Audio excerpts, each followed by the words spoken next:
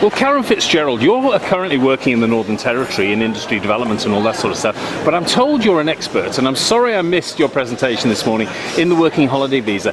Tell me a little bit about the background to it, okay, how it came about and what impact it's had on tourism into Australia, and then let's talk about the future and what your views are of the future, because I know you've been involved in a paper which is pretty far-reaching in terms of its impact into the future. So how did it all evolve? Oh, well, today my presentation was all about how the program started in 1975, and it started with... Let me stop you. Was that before you were a backpacker yourself, or...? Yes, yeah, I've been here 21 years now. I came out on a working holiday visa myself. Excellent. And travelled around Australia and ended up living in Alice Springs.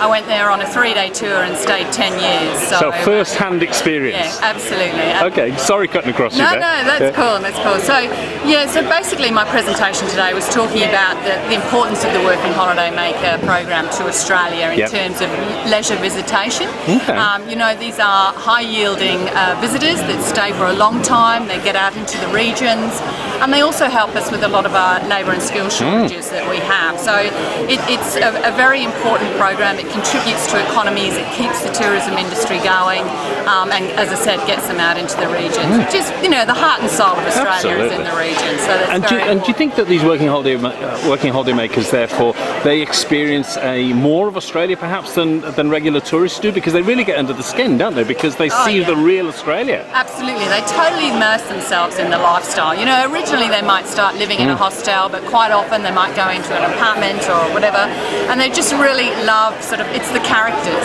and I think the regions have the characters, and that's what makes What do you think? I was in Cairns last week, and I was wondering, is there anybody in Cairns that's Australian? Because all the cafes and bars and restaurants all have working holiday makers, but if they weren't there, what would be the impact on the labour scenario in, say, somewhere like Cairns?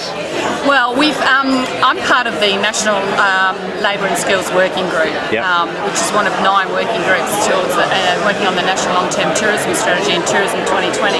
And we did a survey last year, an Australian labour force survey, which identified that currently in the tourism and hospitality industry we have almost 36,000 vacancies now. Wow. And that's predicted to blow out to 56,000 by about 2015. So I think that when you consider the seasonal nature of a lot of our industries, say like in far north Queensland and also the Northern Territory where I'm from, the seasonal nature of our industry is the perfect match for the working holiday maker.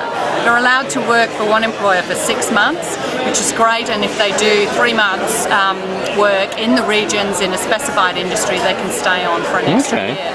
I can't comment specifically on Cairns, but I can tell you that in Central Australia, Alice Springs and Ayers Rock, if it wasn't for the Korean working holiday makers, there wouldn't be a clean bed. And it's great to see we've got lots of French working holiday makers working in the front of house and food and beverage services. But isn't it amazing? Most people would never think of Koreans being a significant part of this tourism industry. Yet I can go with what you're saying, because even in Cairns, I was amazed how many Koreans were working in hospitality. Yeah, absolutely. Well, there was a question today. Safari Pete has done some studies with working holiday makers in Brisbane, Sydney and Melbourne, but was unable to find a Korean working holiday maker. And somebody said, well, where are they? And I'm telling you that they're in Alice Springs. Do you know why? But they tend to be back at house, because I think their English is often not brilliant. That's right. And I met a young lady last week who was actually cooking in a pub. Yes. And when I asked her some questions and had a chat with her, she found that very difficult, but she was doing a great job in the kitchen. Yes. But look, let's move into the future, because I know this very exciting paper that you've been working on with your colleagues, okay? What changes are you proposing, and what chances do you think you have of the government taking up those changes? Well, we've been, as part of the Backpacker Youth Tourism Advisory Panel, of which I was a member, we have assisted ATEC in preparing a positioning paper for potential reforms to the Working Holiday Maker program. Now, these reforms are proposed to increase our competitiveness as a leisure destination for youth people, but also to help us address some of those labour and skills shortages that we're currently experiencing. ATEC has commissioned Dr. Jeff Jarvis from Monash University, and they've done some significant economic modelling on the potential economic benefits of reforms to the working holiday maker. And what we're trying to do is we're trying to ask Minister Ferguson and Mr. Bowen to consider reforms to the program along the lines of making sure that tourism and hospitality becomes one of those eligible industries for the second working holiday maker visa. Another potential opportunities to increase the age range, so extending it from 18 to 30 to 18 to 35. Also multiple visas. So if somebody comes that was out, interesting. if somebody comes out at the age of 18, they have an awesome time, then they go back to their home country. We'd like to be able to offer them the opportunity to come back again, maybe 4, 5, 6 years later, and have another chance at working and assisting in the industry too.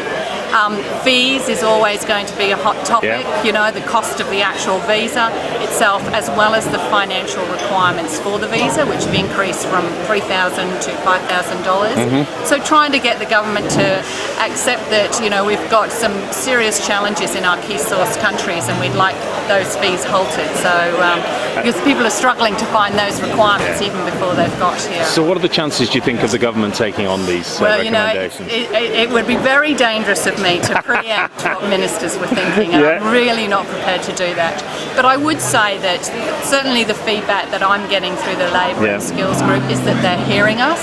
The evidence that came from the Deloitte study last year about the vacancies and the recruitment challenges, I think has really resonated. But I think as long as we can position it that first and foremost we're upskilling Australians, and then expanding the traditional workforce to overseas workers is a secondary measure. It's not the answer, but it's a secondary measure. I think hopefully we'll get some traction, and the powers that be in Canberra will look favourably upon us. Well, Karen, thank you for your time. I wish you all the best with success in getting all the detail of the report implemented. But thank you for your time today. Thank you.